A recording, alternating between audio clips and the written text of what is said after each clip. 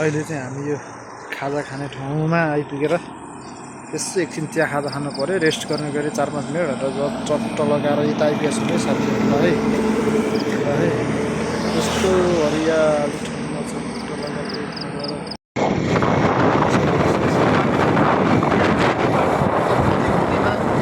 Driver दाइ घुम्तीमा मोडमा बच्चा होइ जस्तो ड्राइभर दाइ हुनुहुन्छ। साइड बाटो है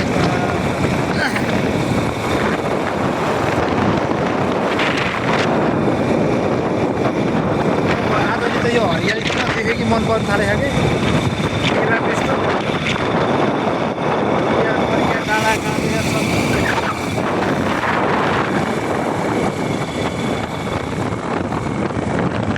त्यस्तो डाँडा यस्तो डाँडा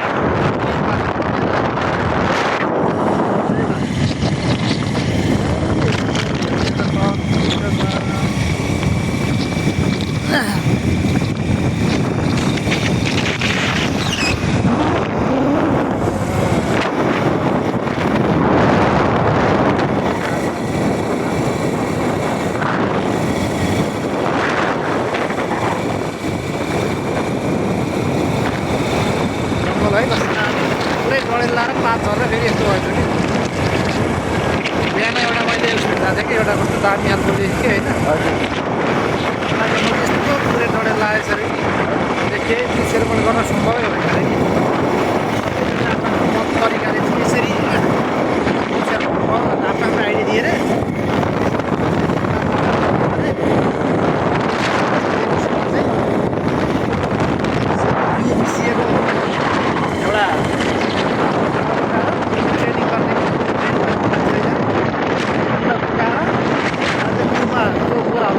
पुरै जङ्गल कुदाएको छ अरे 6 महिना बस्दा पुरा बिउ उब्रिएको अरे कि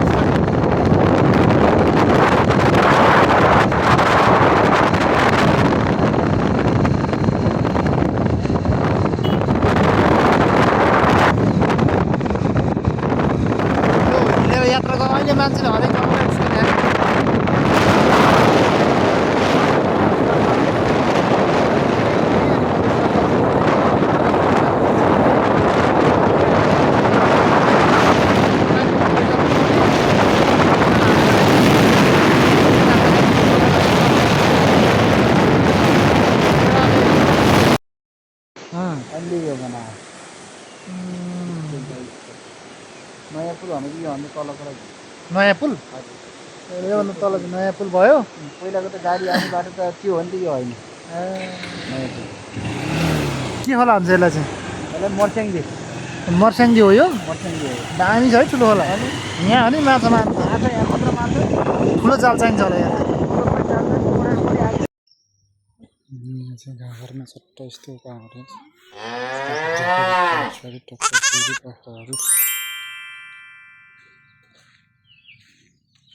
Surprise!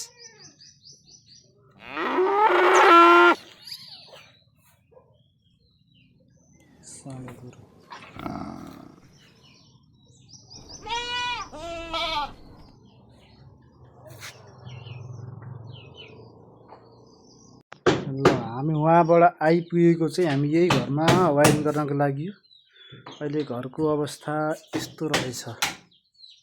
चट्ट लगाएर अब यो कोठा नि चट्ट लगाएर यस्तो छ यहाँ पनि वायरिङ गर्ने हो यो चाहिँ सुरुवाती अवस्था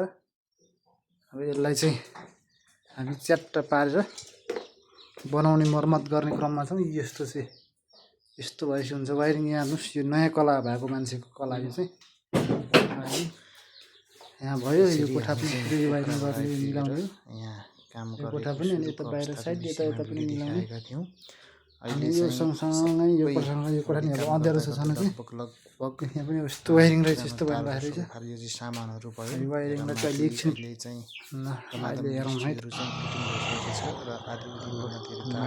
एक नजर तारहरू भित्र हालिराखेको छु घुम्रे दमाउली जोस हुँदै काम भनेको चाहिँ एकदम राम्रो ठाउँमा नाइट गर्नुपर्छ भन्ने उद्देश्य हो त्यसो भएको कारणले गर्दा डिपी बक्स बुन्नको लागि डिस्ट्रिक्टभित्र चाहिँ तार हालिसकेको छु र लामो यात्रा गरेर आएको भए पनि यहाँ चाहिँ हामीले लगभग 2 दिन लगाएर काम गरेका छौँ भयो अनि जस एकजना साथी लिएर आएको थियौँ त्यसै अनुसार काम भइरहेको छ अहिले चाहिँ अहिले यो चाहिँ अब यहाँ सोलरको लागि छुट्टी हालेको छ इन्भर्टरको लागि छुट्टी हालेको छ र रेललाई हालेको छु त्यस्तो भयो भने चाहिँ 3 आइटम हाल्यो भने चाहिँ जस्तोसुकै समयमा पनि हामीले जुनसुकै अवस्थामा पनि प्रयोग गर्न मिल्ने भएको कारणले गर्दा काम चाहिँ हतार नगरिकन यो गाडीको भने जस्तै हो यसरी यहाँ हेर्नुहोस् यहाँहरूलाई मैले फिनिसिङको देखाएको छु यो बत्ती बलिसक्यो लाइन अघि बनेको लाइन पास गरी यो चाहिँ पावर सकेट +4+ सकेट माथि पङ्खा घुमिरहेको छ यो स्विच बक्सहरू रेगुलेटरहरू पनि यहाँ फिट भइसकेको छ यहाँ हेर्नुहुन्छ भने चाहिँ एकदम राम्रोसँग फिट गरिएको छ अनि माथि पनि यो पङ्खा निरी पाइप हालेर फ्लेक्जिबल पाइप पनि हालेको छ कालो पाइप पनि हालेको छ अनि ठ्याक्क त्यो होल्डर छ एसी होल्डर डिसी होल्डर अनि डबल पावर सकेट 4+ सकेट यसरी यहाँ फिट गरिएको छ भने माथि पङ्खा नि धमाधम घुमिरहेको छ ल हेर्नुहोस् त फिनिसिङ आउँदा अब अगाडि आउँदाको स्वरूप र अहिले हेर्ने हो भने सबै फिटिङ भइसकेपछिको स्वरूप कति फरक छ नि होइन यहाँ काम स्टाइल पाइप पनि यो चाहिँ साँच्चै राम्रो हो जस्तो लाग्छ त्यसो भए कारणले के भयो पछाडिपट्टि चाहिँ मैले अर्थिङ पनि आयो अर्थिङको दिएको छु यहाँबाट सबै फिनिसिङमा एक गरेर देखाउँछ हेर्नुहुन्छ भने पङ्खा प्रत्येक ठाउँमा गरेको फिनिसिङहरूको यहाँ हेर्नुहोस् त यसरी गरिदिएको छु मैले कुनै पनि नछोडिकन एकदम गजबका साथ समय लिएरै होइन काम भन्दैको चाहिँ हामीले गर्न चाहिँ गऱ्यौँ तर कतिपयले चाहिँ काम चलाउँछ सबैजना लाइक कमेन्ट सेयर गरिदिनु होला र सब्सक्राइब गर्नु धन्यवाद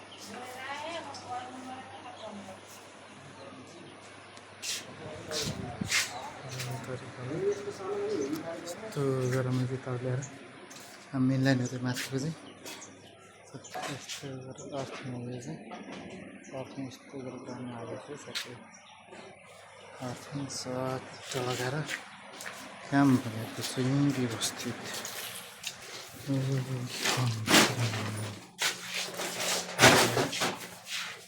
काम भनेको चाहिँ व्यवस्थित हुनु पऱ्यो काम गर्न नो कम्प्रोमाइज चट्ट लगाएर स्पेसल तरिकाले यसरी पाइप हाल्दै गरिदिने गर्छ सबैले खाली गरिदिने भएर